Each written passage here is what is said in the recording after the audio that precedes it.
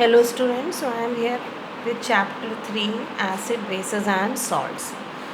I told you many times it is very important chapter and you have to practice this chapter by regularly writing the equations. And this chapter will give you the clear concept of how to write the equation, because the main skeletal equation is very important.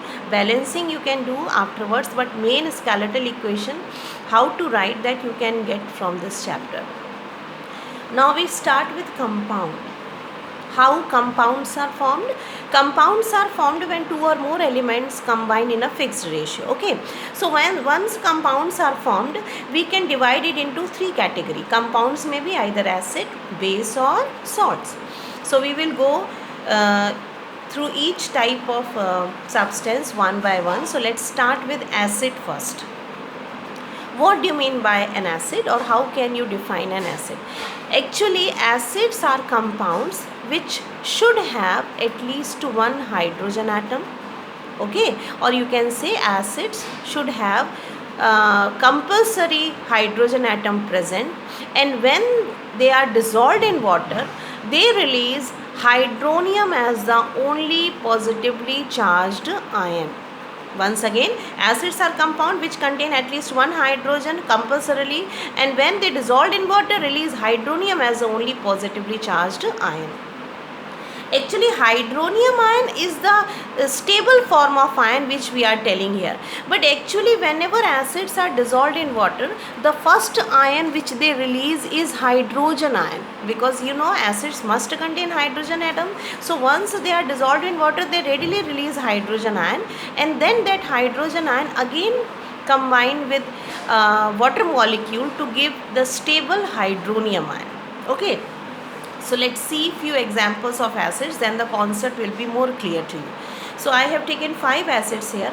HCl, that is hydrochloric acid, HNO3 nitric acid, H2SO4 sulfuric acid, H3PO4 phosphoric acid, and CH3COOH acetic acid. So what happens? Why these are acids? Because yes, they all have hydrogen as a compulsory element present here. Then whenever they are dissolved in water, they release hydrogen as the only positively charged ion. Actually, whenever a compound dissociates on dissolving in water, it releases a positive and a negative ion. But acids will only give hydrogen as the positive ion. There may be any negative ion. You can see negative ion may be chloride for HCl, nitrate for HNO3, sulfate for H2SO4, phosphate for H3PO4, and acetate for acetic acid. But the common thing which you notice here is all these acids are releasing hydrogen as the only positively charged ion. HCl on dissolving in water gives H plus and Cl minus. HNO3 will give you H plus and NO3 minus.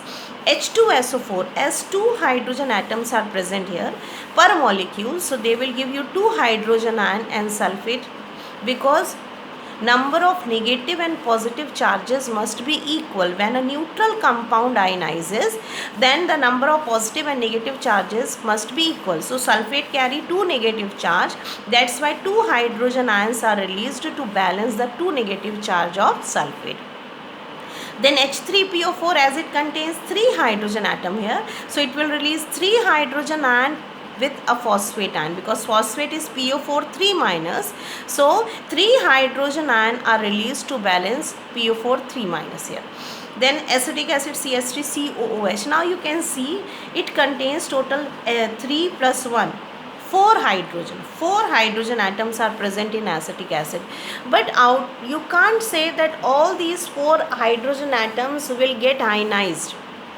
It is not necessary that total hydrogen atoms which are present in an acid all must be ionizable. No, it is not necessary.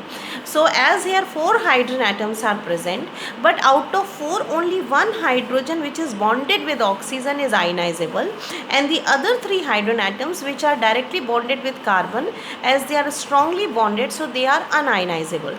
So when acetic acid will be dissolved in water, it will release only 1 hydrogen ion, this one, and the remaining CH3COO minus, that is acetate ion. So now I think you get the concept of acid.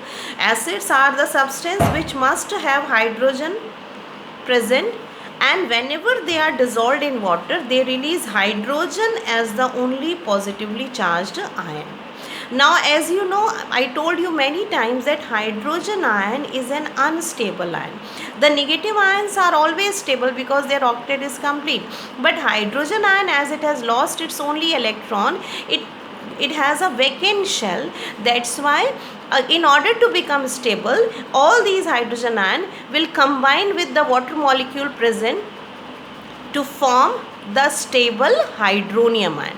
So actually you can write the same equation in this way. HCl, one molecule of HCl combines with one water molecule to give you stable one hydronium ion and one chloride ion. So this is the actual ionization of one molecule of HCl. But you can write any of the equation. If you write this equation, then also it is said to be correct, because first ion which is released is hydrogen, of course. But yes, as it is unstable, so it will combine with water to give you the stable hydronium and the negative chloride ion. So let's see the classification of acids, how acids can be classified. So first classification of acids can be done depending on their sources, from which source the particular acid is obtained. On this basis we can divide acids into two categories, organic acids and inorganic acids. Organic acids are, of course, they are derived from organic sources, that is living sources or plants.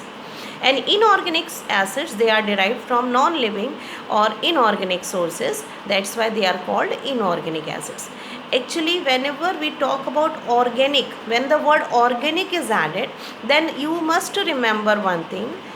Organic compounds are those compounds in which carbon is present as an essential element. So when you talk about organic acid, if it is an acid, then hydrogen is always present. It is the compulsory element. But if it is an organic acid, then along with hydrogen, carbon is also present as an essential element. Okay. So organic acids are the acids which are derived from organic sources or plants, and along with hydrogen, they also have carbon as an essential element. But inorganic acids, they have only the hydrogen which is playing most important role here, and carbon has no role in case of inorganic acid. It is not present. Sometimes exceptional cases carbon may be present, that is carbonic acid. Carbonic acid is an exceptional case. You can see hydrogen and carbon both are present. So we should call it as an organic acid, but no, it is not an organic acid, because doesn't matter that carbon is present here, but it is not present as an essential element. Okay, so though it contains carbon, but carbonic acid is an inorganic acid, and yes, it is a weak acid. Generally inorganic acids are a strong acid, but carbonic acid is inorganic and weak acid. Now one more way to explain organic and inorganic acids are, organic acids, they are weak acids. Weak, why? Because they release less number of ions in their solution. Less number of hydronium ions are released by organic acid. But inorganic acids are always strong acids because they release more number of hydronium ions in their aqueous solution. So mainly three inorganic acids are there: HCl, H2SO4 and HNO3, which we are using in most of the chemical reactions. So whenever inorganic acids, we talk about inorganic acids, they are also known as mineral acids, which are HCl, H2SO4 and HNO3 mainly used, and all these acids are strong acids. Exception is carbonic acid, which is in spite of carbon, but it is considered to be inorganic and weak acid. Now coming to second type of classification of acid, depending on their basicity. What do you mean by basicity? Basicity is defined as number of hydronium ions released by ionization of one molecule of an acid.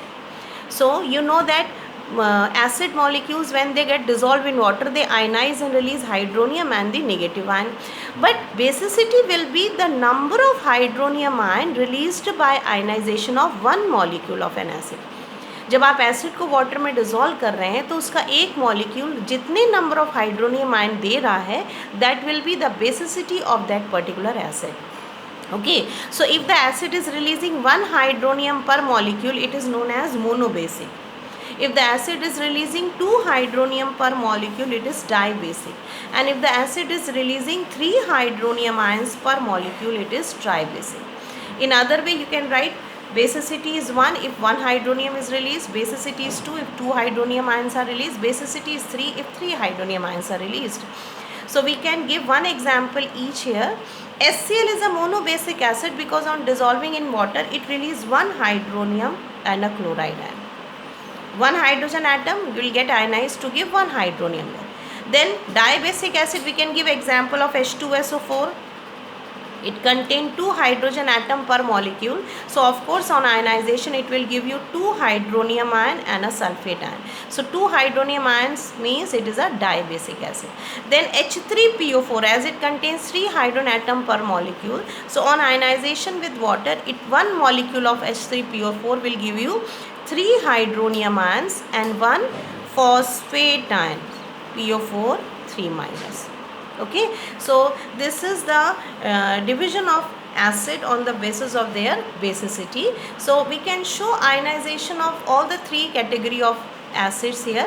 Let's start with ionization of monobasic acid. Ionization takes place when the acids are dissolved in water, and yes, then they release ions, mainly the hydronium and the negative ion. So that is the process of ionization. So if ionization of monobasic acids you want to show, so monobasic acid we can take the example of HCl. So the equation will be HCl, ionization के लिए water में dissolve करना ज़रूरी है, so HCl plus water. Now what happens? This proton which is unstable, this hydrogen of HCl which is released as proton will get combined with this water molecule to form hydronium ion. In the left one is the chloride ion. So HCl on dissolving in water releases 1 hydronium and 1 chloride ion. So this is the ionization of 1 molecule of HCl. As it releases 1 hydronium ion per molecule, it is monobasic. Then coming to ionization of dibasic acid like H2SO4. So H2SO4 has 2 hydrogen atom per molecule. So of course it will need 2 water molecules, because 1 hydrogen ion will combine with 1 water molecule. 2 hydrogen ions will combine with 2 water molecules to give you 2 hydronium ions and the remaining sulfate ion.